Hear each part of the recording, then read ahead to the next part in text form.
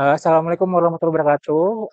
Perkenalkan, saya Indra Raya, kebetulan fasilitator dari Galeri Investasi Bursa Efek Indonesia, edukasi untuk SMK Negeri 7 Samarinda.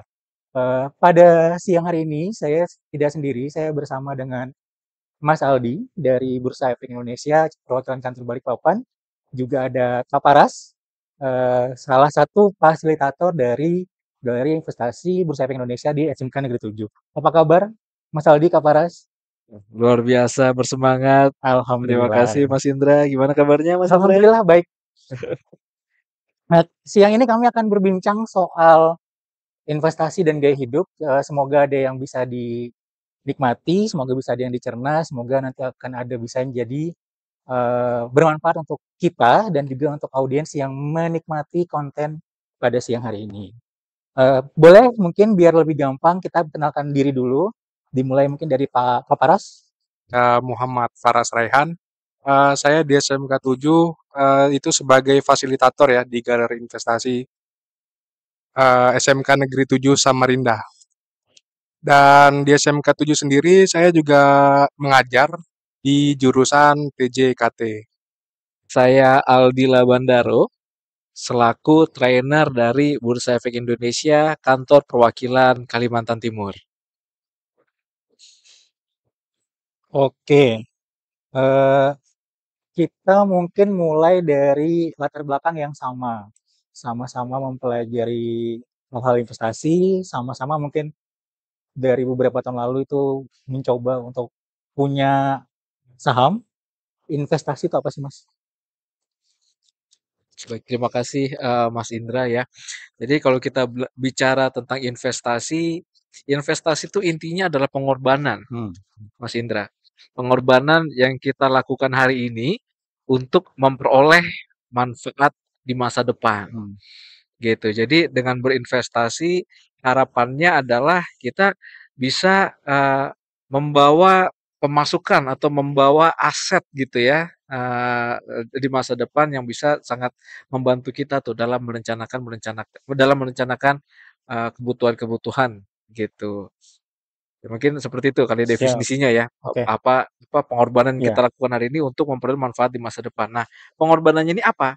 Pengorbanannya itu adalah berupa pendapatan kita hari ini Mhm. gitu. Jadi pendapatan kita hari ini kita cicil, kita tabung ya ke dalam instrumen investasi hingga nanti nilainya itu naik gitu Mas Indra. Jadi begitu nilainya naik kan investor cuan gitu Mhm. ya sehingga nanti wah kita bisa dapat banyak nih dapat pendapatan lain gitu ya dari aset yang kita punya. Jadi seperti itu Mas Indra. Investasi itu pengorbanan. Siap. Kalau dari Kak Farah sendiri, apakah punya persepsi tentang investasi? Oke, kalau dari saya sebenarnya investasi itu adalah aktivitas untuk menunda Hmm. keinginan kita yang awalnya harus ketika kita ingin sesuatu itu harus beli sekarang, tapi bagaimana caranya untuk menunda kita untuk mengeluarkan sesuatu. Jadi ketika kita ingin membeli barang atau kebutuhan yang misalnya kita punya HP nih, Hmm. misalnya HP-nya masih bagus tapi mau ganti, kita nggak harus langsung beli HP dengan uang yang harus kita keluarkan yang besar itu. Jadi kita harus menabung, menyisihkan Hmm. uang kita, menahan apa namanya nafsu kita untuk membeli sesuatu Hmm. supaya eh, apa yang kita keluarkan itu tidak boros gitu. Gitu. Saya suka ngopi, biasa misalnya ke kedai kopi tertentu, kemudian saya turunin tuh. Saya pengen tetap bisa ngopi misalnya seminggu 3 kali, tapi kedai kopinya dibikin yang lokal deh, atau saya turunin deh ke yang gerobakan gitu. Menurut Mas Aldi, apakah itu bisa juga disebut sebagai bentuk pengorbanan untuk atau bentuk menunda nggak sih?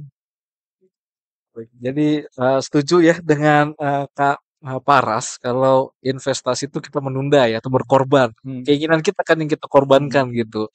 Nah, jadi kalau kalau misalnya eh, sebenarnya yang bikin orang susah investasi dan susah menabung tuh adalah gaya hidup. Oke. Ya, Mas Indra. Jadi Ya. kalau misalnya kita suka foya-foya gitu, selalu mengikuti tren terkini, ya harus punya segala sesuatu yang baru.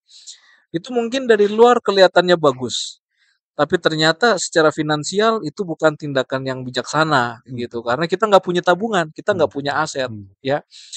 Jadi strateginya tadi dengan mengganti ya tempat kopi yang mahal-mahal diturunkan gitu ya, ditahan gitu untuk bisa di yang lebih di bawahnya lebih murah gerobak gitu misalnya atau yang lain sehingga kita punya tabungan, sehingga punya dana berlebih nih yang bisa kita gunakan untuk ditabung atau diinvestasi. Itu akan lebih lebih bermanfaat ya kalau menurut saya. Seperti itu Mas Indra. Siap. Nah, kita kan selama ini tuh kalau kerja, sudah mulai bekerja kan otomatis punya penghasilan. Nah, itu kan kita berarti entah nanti mau bekerja sebagai budak korporat yang bekerja di bawah perusahaan gitu kan, atau kita mau mempekerjakan diri sendiri dengan berwirausaha kan tujuannya kita untuk dapetin uang. Nah, ada nggak sih Pak momen di mana sekarang itu momennya mungkin kita agak bisa lebih bersantai, tapi nanti uangnya yang kerja untuk kita gitu. Ada nggak sih pola-pola yang memungkinkan bisa jadi kondisinya seperti itu gitu? Ya, baik. Terima kasih Mas Indra. Jadi kalau misalnya kita bicara kebebasan finansial, ya Mhm. mungkin definisinya itu ya. Oke, Jadi pendapatan yang berasa kita teknis ya. terima iya, tanpa harus kita bekerja gitu ya. Siap. Ya, Pras ya. Nah, sebenarnya ada alat, ada instrumennya ya. Mhm. Jadi justru kita melakukan investasi tujuannya tuh itu, supaya kita bisa bebas finansial, mendapatkan pendapatan yang tidak perlu mengorbankan waktu gitu ya. Hmm. Banyak sekali pilihannya gitu. Tapi biasa yang paling umum, paling murah, paling mudah dan dapat diakses oleh semua orang itu adalah saham gitu. Jadi ketika orang berinvestasi pada aset ekuitas atau perusahaan, aset saham ya, maka investor berpeluang untuk bisa mendapatkan pendapatan pasif melalui pembagian dividen, Mas Indra. Sehingga jika kita cicil saham ini sedikit demi sedikit hingga dia mencapai titik di mana pendapatannya lebih besar daripada pengeluaran kita, gitu. Itu kita bisa katakan diri kita bebas finansial melalui aset-aset yang kita punya ya. Di sini kita bicara saham gitu. Jadi bisa aja ya, cuma tidak terjadi dalam satu malam, Mas Indra. Betul. Nah, ini yang perlu jadi pemahaman nih untuk seluruh audiens ya dan masyarakat. Investasi itu tidak ibarat kita menanam pohon, pohon itu tidak langsung berbuah setelah ditanam. Tapi pohon itu perlu kita rawat, kita jaga, kita pupuk, dan berbuah setelah melewati proses dalam waktu yang panjang. Nah, untuk mendapatkan passive income dari dividen juga sama persis seperti menanam pohon, ya. Kita cicil ya, kita berkorban, pendapatan kita sisihkan pendapatan kita untuk kita kumpulkan jadi aset, sedikit demi sedikit lama-lama jadi bukit gitu. Sehingga yang tadinya punya satu lot nggak terasa jadi punya 100 lot, nggak terasa jadi punya 1.000 lot atau nggak terasa jadi punya 1 juta lot. Itu kan berjenjang dan bertahap aktivitas yang dilakukan sedikit demi sedikit gitu Mas Indra. Jadi bisa sekali, gampang sekali gitu ya dan uh, bisa dilakukan oleh semua orang dengan cara yang mudah. Jadi Oke, seperti itu Mas siap. Indra. Ini sebelum kita coba telah lebih lanjut gitu, saya coba ke Kak Paras dulu. Nah, Kak Paras sendiri kan sudah bekerja, sudah punya KTP, artinya juga udah bisa jadi investor kan gitu. Betul. Nah, sudah berapa lama sih Kak gitu? Terus sejauh ini perkembangannya gimana? Apakah itu berdampak positif ataukah ah udah bisa lebih tenang nih, nggak perlu kerja kayak menggila banget karena ada yang dana yang bergerak walaupun tidak banyak misalnya gitu. Oke, kalau dari mulai investasinya sih saya tuh mulai di tahun 2020, di Pandemi mana ya, itu waktu-waktu market crash. ya. Nah, jadi beruntungnya saya masuk itu harganya rendah. Mhm. Jadi hasil yang dihasilkan selama investasi itu cukup membantu. Salah satunya untuk bayar biaya kuliah, terus apa, membuat saya melek juga bahwasanya nggak selamanya kita itu harus kerja gitu. Jadi Oke, kita juga harus mempersiapkan tabungan untuk masa pensiun nanti. Siapa tahu, dengan apa, tabungan cicilan yang saya cicil dari sekarang itu, bisa membuahkan hasil, ya contohnya dividen tadi gitu. siap. Berarti udah menikmati cukup banyak dividen nih, Kak? Eee, cukup, untuk saat ini ya setiap tahun dapat dan tapi nggak terlalu besar karena kan mulainya baru berapa tahun nih, 4 4 tahun tahun. lalu. Iya, Nah, sekarang kita bahas teknikalnya, Pak. Berarti kan kalau kita mau terjun ke dunia saham, berarti kita harus registrasi dan terdata di ekosistem itu kan. Nah, cara yang paling mudahnya gimana nih, Pak? Baik. Mas Aldi. Jadi kalau kita mau berinvestasi, Mas Indra, mungkin saya sedikit menambahkan tadi ya, Boleh, boleh, boleh, boleh. Pak Sambil Mas di Kaparas ya. Jadi eh, kita punya waktu kita terbatas, Mas get, Indra, betul. gitu. Jadi ada waktu produktif, ada waktu di mana kita tidak produktif lagi, Hmm. gitu. Jadi investasi itu pada dasarnya adalah kita memanfaatkan seoptimal mungkin waktu produktif kita, gitu. Di mana kita menyisihkan ya tadi sedikit pendapatan kita, sedikit keuntungan kita, uang yang kita punya, kita sisihkan untuk jadi aset. Untuk apa?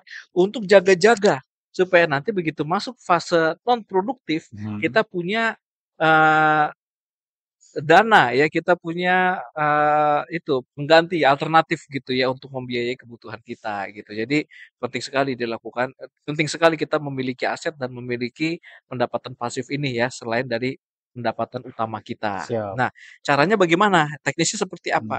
Jadi jika ingin menjadi investor di pasar modal, langkah pertama adalah eh, harus punya dulu rekening investor. Hmm. Jadi harus membuka rekening di perusahaan sekuritas gitu. Jadi namanya adalah rekening RDN ya atau Yep. RDI, rekening dana investor dan ini tempatnya di sekuritas. Saat kita melakukan pembukaan rekening, ada 3 hal yang harus kita siapkan. Yang pertama kita harus mengisi buku apa formulir ya, formulir pendaftaran. Yang kedua kita menyiapkan KTP dan identitas NPWP gitu. Dan yang ketiga kita punya cover buku tabungan yang kita sertakan, covernya aja, ya bukan isinya ya, Siap. covernya aja gitu. Itu yang ada data nama, Yang ada nama nama sama rekeningnya. nomornya, iya. Oke. Nanti kelihatan miliaran nanti. Ini isinya di Hmm. sana. Nanti datang tukang pajak. Jadi dengan apa covernya itu aja supaya nanti terhubung tuh rekening kita gitu ya dengan rekening investasi. Yang maksudnya terhubung di sini adalah ketika investor mau tarik dana, dananya masuk ke rekening itu gitu. Nah, jadi simpel sekali, gampang sekali dan proses pembukaan rekening ini bisa dilakukan secara online, elektronik gitu ya, Siap. pakai aplikasi dan waktunya pun cepat gitu. Bisa kurang dari 3 jam dan bahkan ada yang 15 menit ya, beberapa sekuritas tuh ada yang 15 menit langsung jadi rekening efeknya gitu. Jadi langkah pertama kita harus buka rekening investasi RDN, Hmm. tempatnya di mana? Tempatnya di sekuritas. Seperti itu, Mas Indra. Nah, eh, berarti sekuritas ini juga nanti ada yang bisa didatangin, juga bisa ada yang online, gitu ya. Nah, atau kita harus memang datang ke kantor BI, enggak juga. Oh, tidak. Sekarang sangat mudah Mhm. menjadi investor itu. Kalau zaman dulu memang seperti itu. Zaman dulu di mana internet dan teknologi belum semasif sekarang, kita kalau mau jadi investor harus tanda tangan basah dan mengisi rekening itu apa dan apa mengisi formulirnya di kertas gitu. Dan itu kan memakan waktu dan juga nggak semua punya ada mau datang gitu Hmm. meluangkan waktu gitu. Nah, sekarang sudah tidak lagi seperti itu. Sekarang kita kalau mau jadi investor, melakukan pembukaan rekening, bisa dilakukan secara online dengan mendownload aplikasi milik sekuritas. Oke. Jadi sekuritasnya itu di Bursa Efek saat ini ada banyak sekuritas ya dan bisa dipilih nanti sekuritas-sekuritas yang cocok dengan profil dari masing-masing calon investor itu, Mas Indra. Seperti itu. Jadi gampang sekali jadi Siap. investor sekarang. Nah, berarti ketika misalnya saya sudah punya akun saham, kemudian saya misalnya udah membeli beberapa emiten perusahaan gitu. Lalu kan di beberapa waktu tertentu ada masa di mana ada rapat umum, kemudian nanti, wah ada bagi hasil nih, ada dividen. Bagi hasilnya itu langsung masuk ke saya pribadi atau ditransfer ke rekening yang tadi RDN itu, Pak? Baik, terima kasih Mas Indra. Jadi kita memiliki sebuah rekening.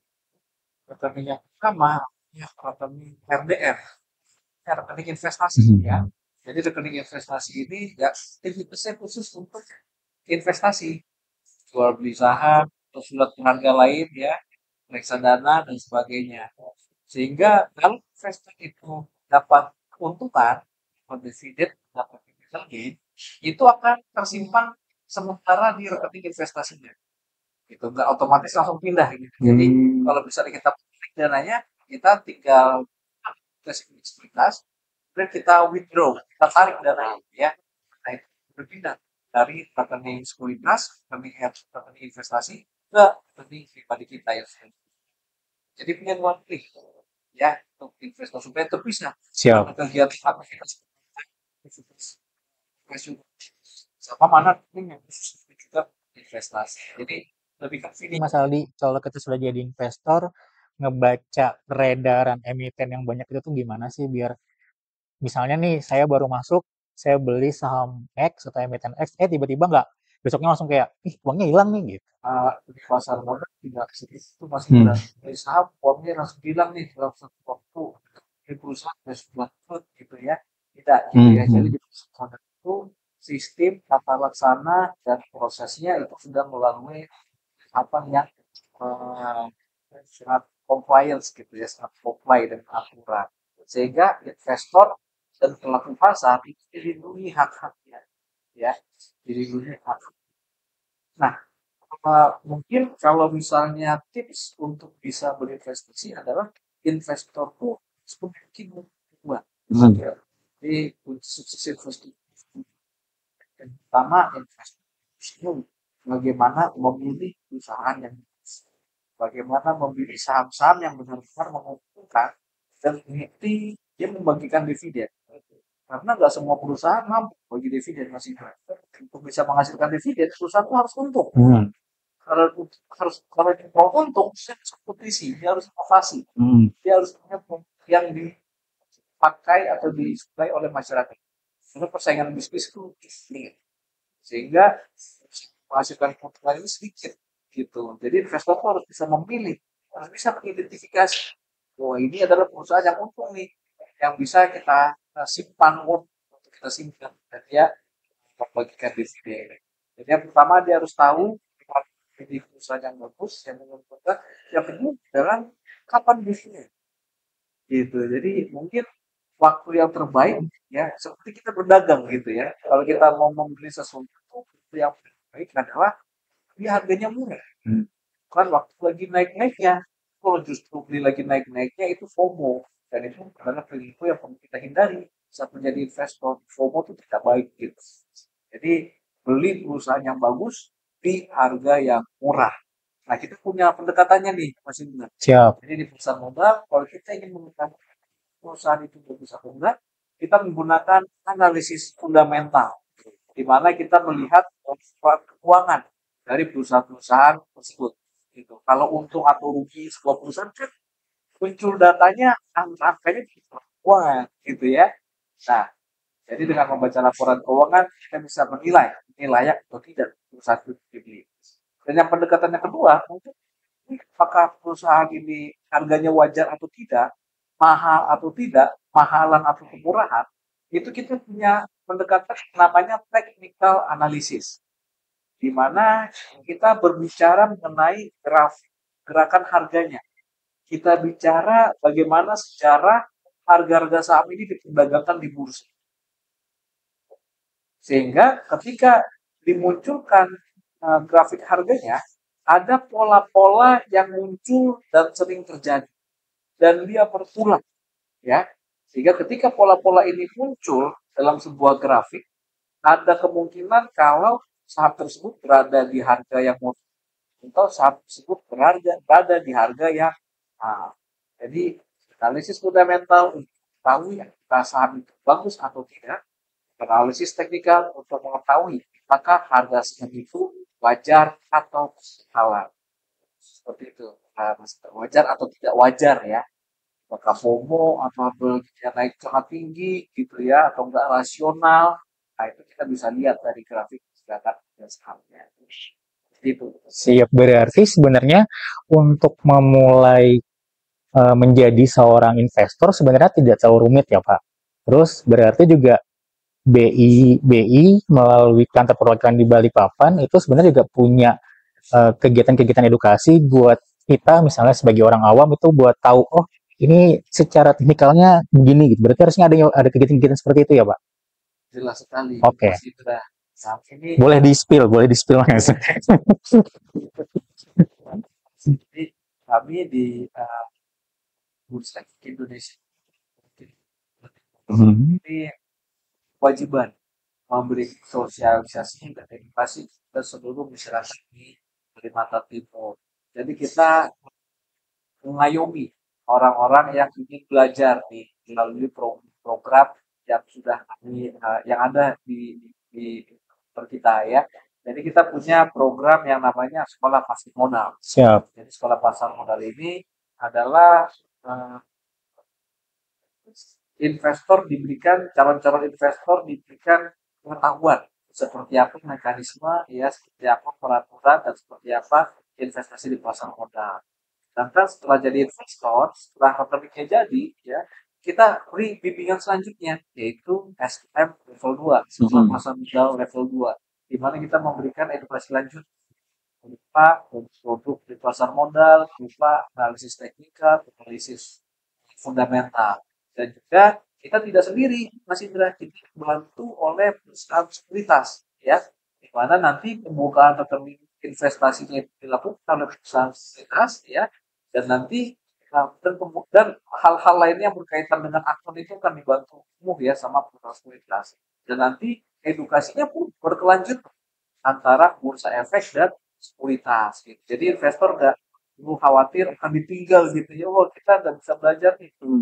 Ada ya, ada melalui Bursa Efek Indonesia itu khususnya untuk di provinsi Kalimantan Timur ya. Dan juga kita bekerja sama nih dengan berbagai instansi dan stakeholder ya, sekolah tinggi dan sekolah-sekolah dalam bentuk galeri investasi sehingga nanti masyarakat yang bisa belajar investasi dari segala channel ya, dari galeri investasinya, dari galeri investasi yang tersebar di seluruh perguruan tinggi dan sekolah di Kalimantan Timur gitu ya, dan banyak belajar investasi di pasar modal, yaitu adalah program-program kami dari kantor perwakilan Kalimantan Timur. Nah, ini misalnya saya nih sebagai masyarakat awam Kaltim, terus pengen kepo lebih lanjut tentang BI dan kegiatannya tuh kira-kira harus kemana gitu, Mas?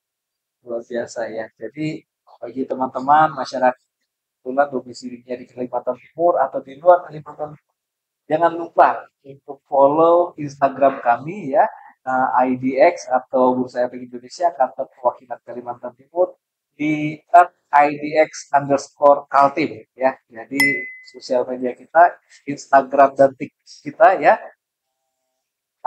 @idx_kaltim idx_kaltim ya. Jadi di situ nanti akan ada program-program ini dari Bursa Efek ya. Kita ada konten-konten menarik ya tentang investasi di pasar modal. Jadi pasti ini follow dulu nih ya untuk menambah wawasan. Siap. Oke. Ini mungkin pertanyaan terakhir untuk Kak Paras. Sebagai orang yang sudah terjun di dunia investasi, ada 2 kata pamungkas nggak, Kak? Ya 2 atau 3 lah gitu, terserah Kakak sih. Investasi itu kita harus mengerti. Jadi ketika investasi jangan gunakan uang yang misalnya kita harus pinjam online atau menggunakan uang orang tua, meminjam uang orang tua atau teman dan kerabat itu. Jadi pastikan uang yang digunakan itu uang ini karena yang namanya investasi itu mesti berisiko. Siap. Mas Aldi ada tambahan sebagai statement terakhir? Ya, mungkin waktu yang paling untuk berinvestasi itu sekarang. Sekarang.